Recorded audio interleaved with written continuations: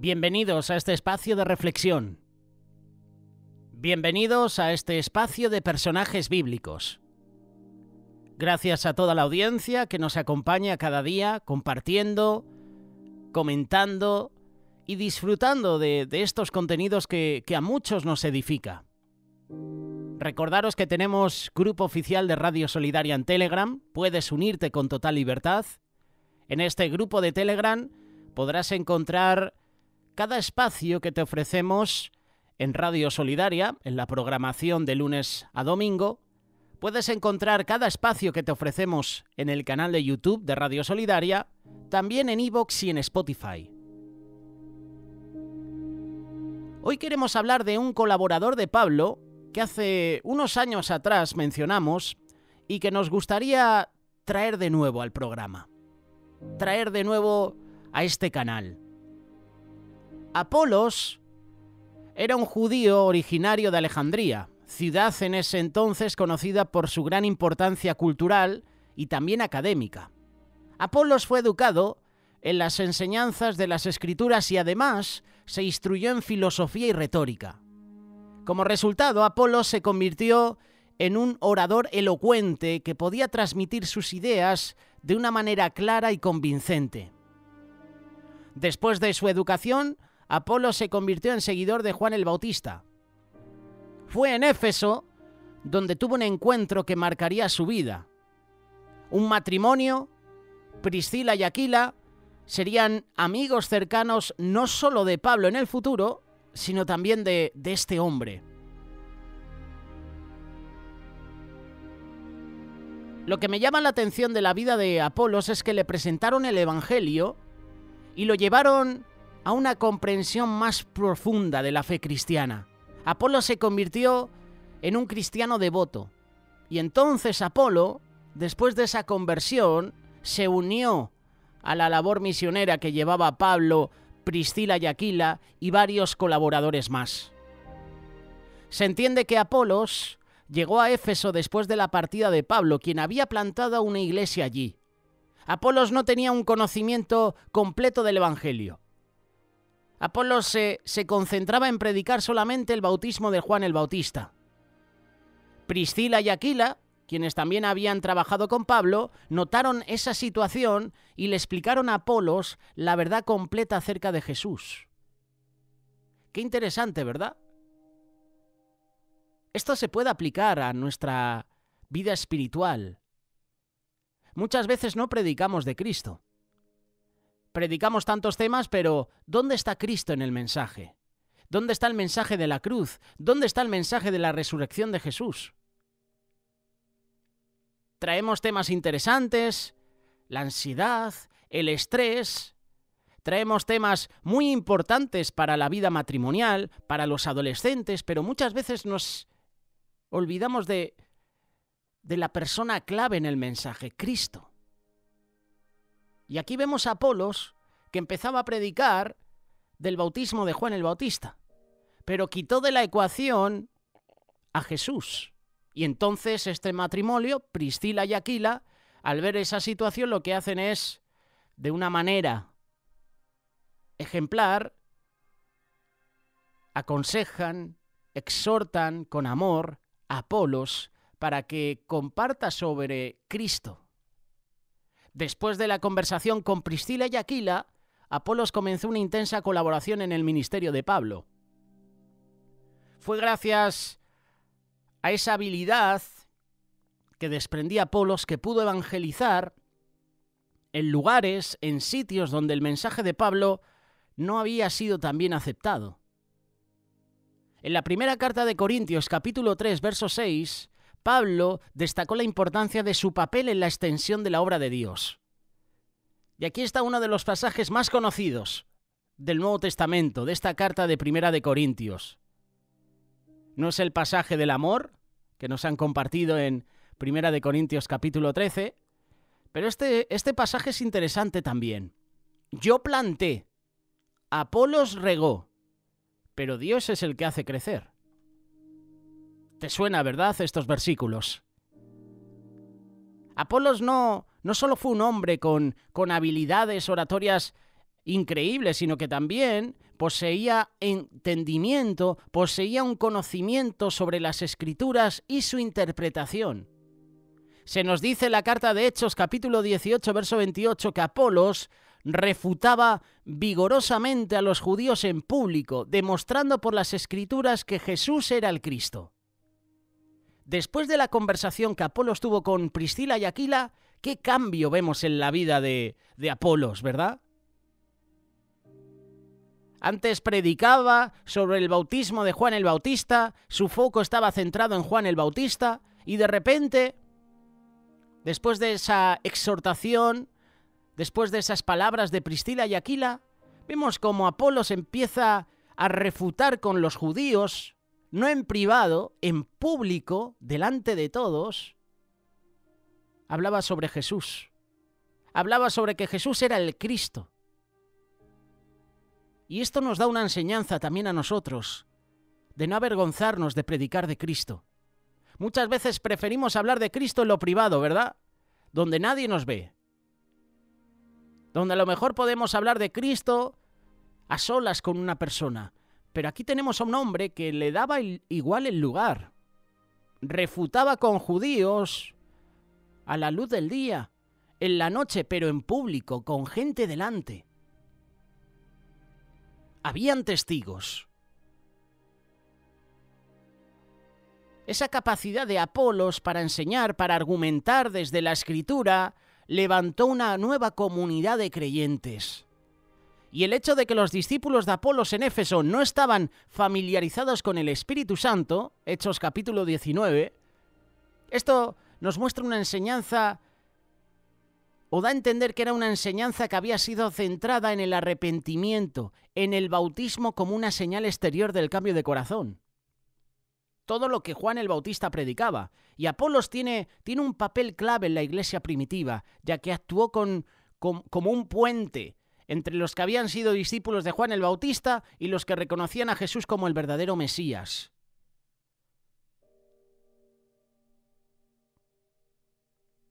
Apolos comunicaba la verdad de una manera apasionada, convincente. ¿Hacemos nosotros lo mismo? ¿Predicar de esa manera? ¿Con pasión? ¿Con pasión por las almas para que conozcan a Cristo? Apolos comunicaba de una manera clara y efectiva.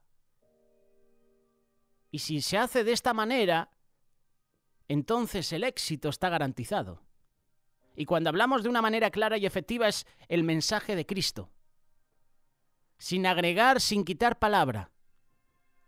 Y ahí están los resultados.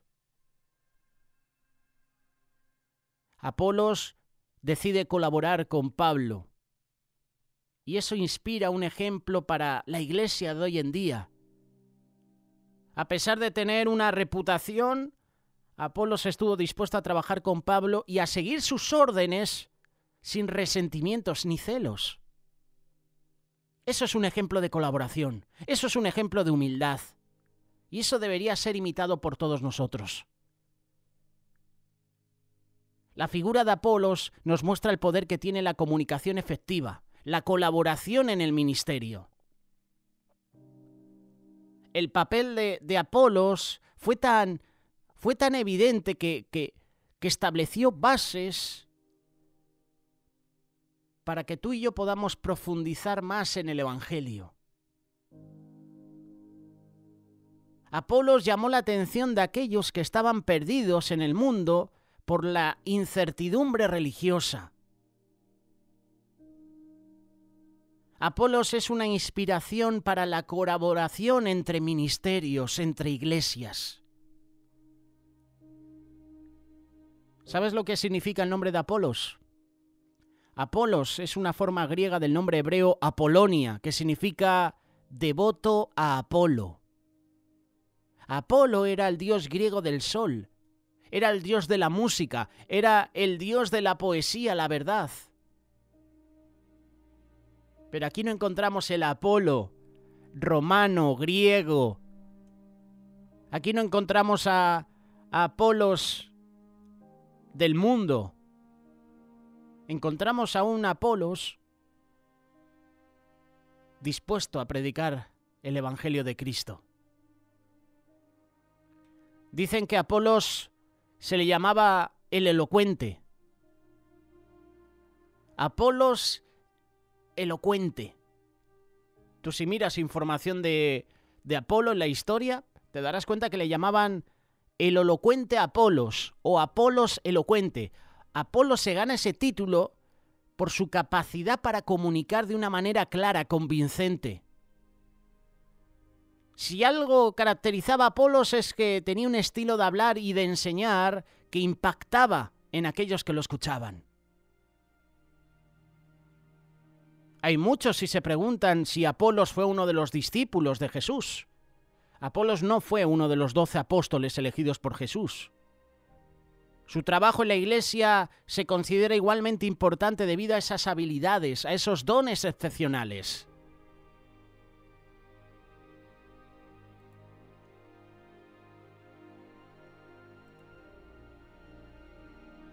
Yo planté, Apolos regó, pero Dios ha dado el crecimiento.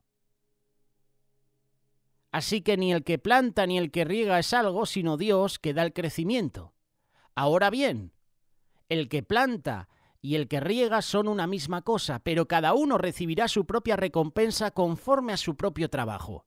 Porque nosotros somos colaboradores en la labor de Dios y ustedes son el campo de cultivo de Dios, el edificio de Dios. Primera carta de Corintios, capítulo 3, versículos del 6 al 9. Pablo está en esta ocasión tratando con una iglesia que se había enfocado en la persona de Apolos. Por eso Pablo exhorta a la iglesia de Corinto, una iglesia que tenía todos los dones del Espíritu, pero carecía de amor. Y esto es interesante, ¿verdad? Como una iglesia, como una congregación que tiene todos los dones del Espíritu, carecía de amor. Parece una contradicción, ¿verdad? Por eso Pablo les exhorta. Y de ahí sale ese famoso capítulo del amor. ¿Quién no ha leído alguna vez ese capítulo del amor, verdad? Si yo hablase lenguas humanas y angélicas y no tengo amor, vengo a ser como metal que resuena o címbalo que retiñe. Pablo le está diciendo a la iglesia de Corinto, ¿de qué te vale tener tantos dones espirituales, dones del Espíritu Santo? ¿De qué te vale tener tantas habilidades si no hay amor en tu vida? Y entonces es cuando Pablo en este capítulo 13 de Primera de Corintios exhorta a la iglesia. Sí, hacéis una labor muy importante, sí, hay muchos dones del Espíritu, qué gusto da esta iglesia, pero ¿dónde está el amor?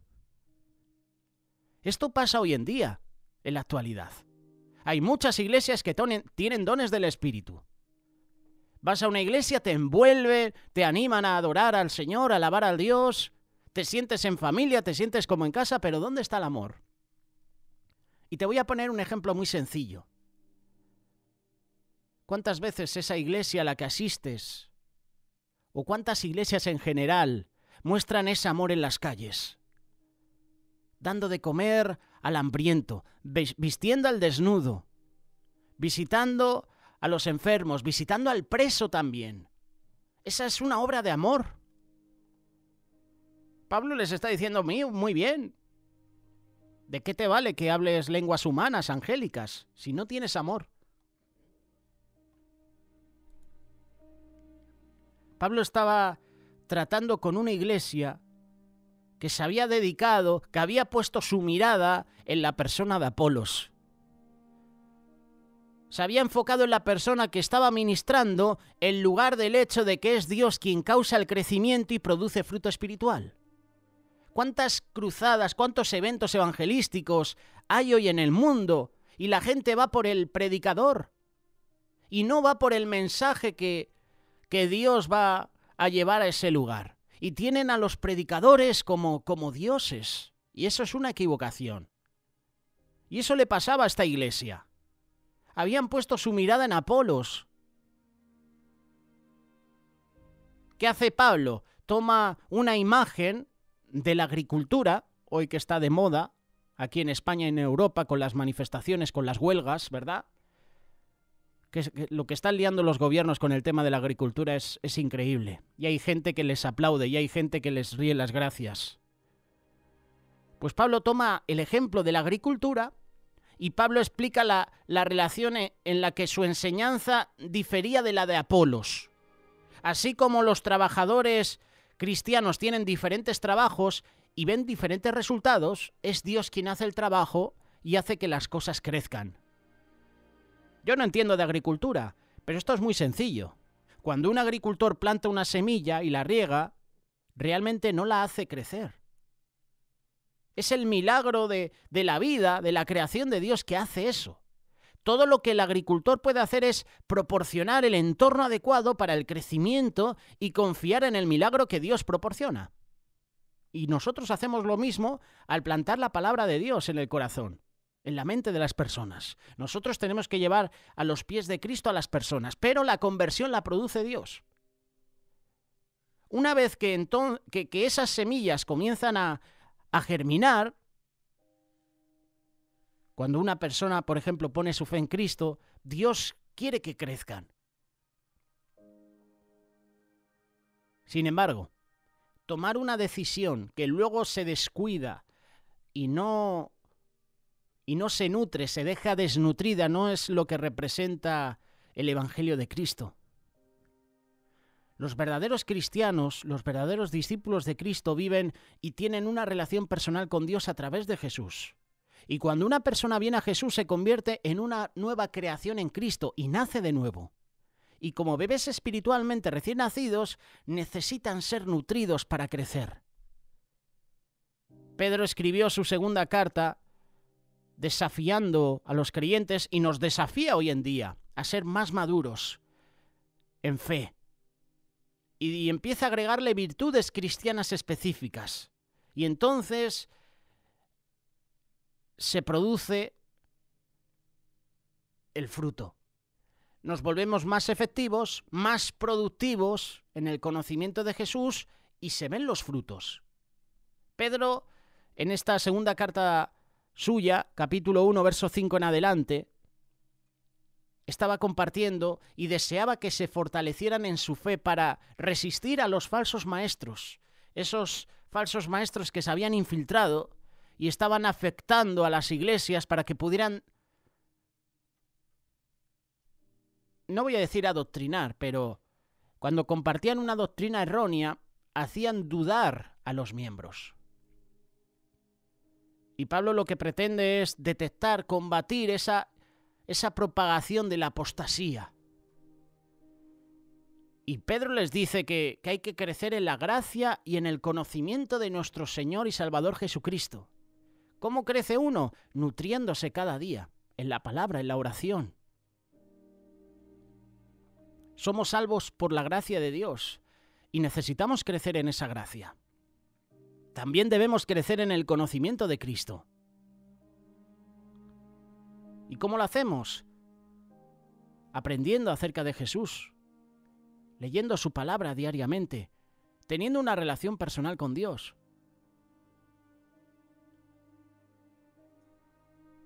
Si no experimentas un crecimiento, algo va mal. Imagínate tener un bebé que no está creciendo. Se alarmaría, acudiría a los médicos para averiguar qué está pasando. Pues del mismo modo, si no estás creciendo como cristiano, significa que algo anda mal. Una vez que hemos estado en la presencia de Jesús y nuestro Padre, entonces quieres más de Jesús y quieres crecer más. Pablo les dice a los hermanos de Corinto, examínense para ver si están en la fe. Pruébense a sí mismos y hace una pregunta, ¿no se dan cuenta de que Cristo Jesús está en ustedes? A menos que fracasen en la prueba. Segunda carta de Corintios, capítulo 13, verso 5. Si tú no ves un crecimiento espiritual en tu vida, debes hacerte esta pregunta. ¿Realmente he aceptado al Señor en mi vida? ¿Realmente me he convertido a Cristo? ¿Realmente he puesto mi fe en Cristo? Si no lo has hecho, entonces ya sabes la respuesta por qué no estás creciendo espiritualmente. A lo mejor has aceptado al Señor en tu vida, pero te has alejado de los caminos del Señor. Hay pecados en tu vida. Entonces, obviamente no vas a crecer espiritualmente. No es una pena ser un bebé si has nacido hace poco, pero si has sido un hijo de Dios durante varios años y no has crecido, entonces ahí hay un problema. Todos necesitamos crecer si somos verdaderamente hijos de Dios, verdaderos cristianos nacidos de nuevo. Tú y yo no podemos crecer como cristianos antes de convertirnos en cristianos, antes de convertirnos a Dios. Debe haber vida espiritual antes de que pueda haber crecimiento espiritual. Es decir, que la semilla debe haber sido plantada y regada constantemente para que crezca. No se ve primero el fruto y después la flor. Primero se ve la flor, después de haber sido plantada, regada, abonada, empiezas a ver la flor, ¿verdad? El árbol, la planta empieza a madurar y después se ven los frutos. Es un proceso. Una vez que la semilla germina y comienza a crecer, necesita desarrollarse y crecer más para producir frutos. Pues de la misma manera, un joven creyente en Cristo necesita crecer aprendiendo acerca de Dios, acerca de la palabra, acerca de la oración, acerca del perdón, acerca del pecado, acerca de la tentación, acerca de otros temas bíblicos que hoy en día no se están compartiendo por miedo a perder feligreses, por miedo a perder miembros.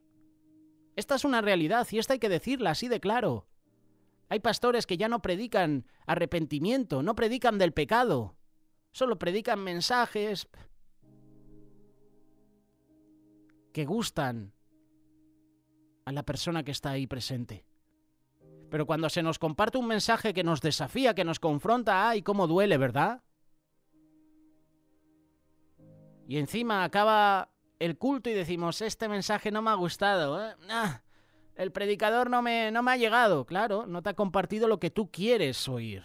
No te ha compartido el tema que tú estás acostumbrado a oír. Y cuando te confronta, cuando te exhorta, cuando dice que tienes pecado en tu vida, eso duele. Porque la verdad duele. La verdad confronta. Cuando hablamos de crecimiento espiritual y madurez, no solo estamos hablando del conocimiento bíblico, estamos hablando del carácter. Y siempre recordaré estas palabras que un pastor aquí en la Iglesia de Cuerpo de Cristo hace unos años nos compartía. Y se me quedó memorizado porque hablaba sobre el carácter. Javier Jiménez, pastor de la Iglesia Cuerpo de Cristo aquí en España, nos hablaba de que el carácter se forja por medio del ambiente donde estás. Ahí es donde se forja tu carácter.